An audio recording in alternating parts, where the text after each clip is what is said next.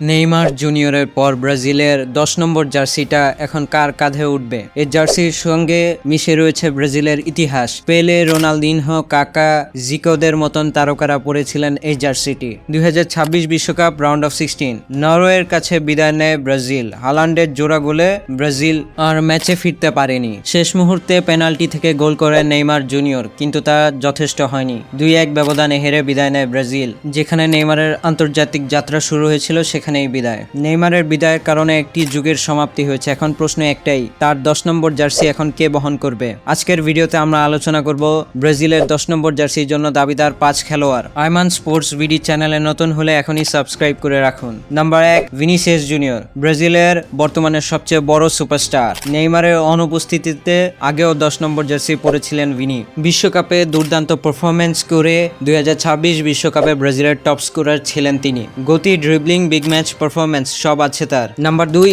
Estevao Willian, নেইমারের সবচেয়ে কাছাকাছি স্টাইলের খেলোয়াড় বলা হয় তাকে। ব্রাজিলের মেসিনহো বলেও ডাকা হয়। চেলসিতে তিনি আলো ছড়াচ্ছেন। ইনজুরির কারণে বিশ্বকাপ মিস করেছেন তিনি, কিন্তু তিনি ব্রাজিলের অন্যতম সেরা তরুণ তারকা হতে যাচ্ছেন। ড্রিবলিং আর সৃজনশীলতায় তার তুলনা টানা হচ্ছে নেইমার, মেসির সঙ্গে, কিন্তু এখনো বয়স কম, বড় মঞ্চে ধারাবাহিকতার পরীক্ষা বাকি। নাম্বার ৩, রদ্রিগো, নেইমার নিজেই ব্যক্তিগতভাবে তাকে ১০ নম্বর জার্সির জন্য অন্যতম খেলোয়াড় হিসেবে চিহ্নিত করেছিলেন, কিন্তু ভাগ্য তার সহায় হয়নি। ২০২৬ সালের মার্চে সিরিয়াস ইনজুরির কারণে পুরো বিশ্বকাপ থেকে ছিটকে যান। যদিও রদ্রিগো এর আগেও ২০২৪ কোপা আমেরিকায় ব্রাজিলের ১০ নম্বর জার্সি পরেছিলেন।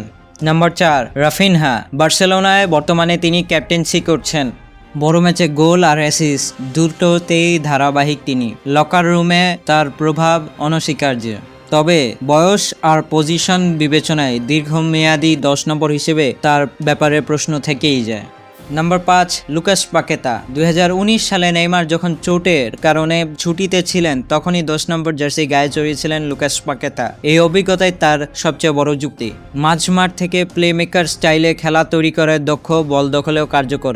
তবে গোলের ধারাবাহিকতায় তিনি বাকিদের তুলনায় কিছুটা পিছিয়ে। ৫ জনের মধ্যে কে হবেন ব্রাজিলের পরবর্তী ১০ নম্বর? আপনার ভোট কমেন্টে জানান, কারণ এই জার্সিটা শুধু একটা নম্বর নয়, পেলে, রোনালদিনহো, নেইমারের রেখে যাওয়া একটা উত্তরাধিকার, আর সেই উত্তরাধিকার বহন করার সাহস ব্রাজিলের পরের প্রজন্মকেই দেখাতে হবে।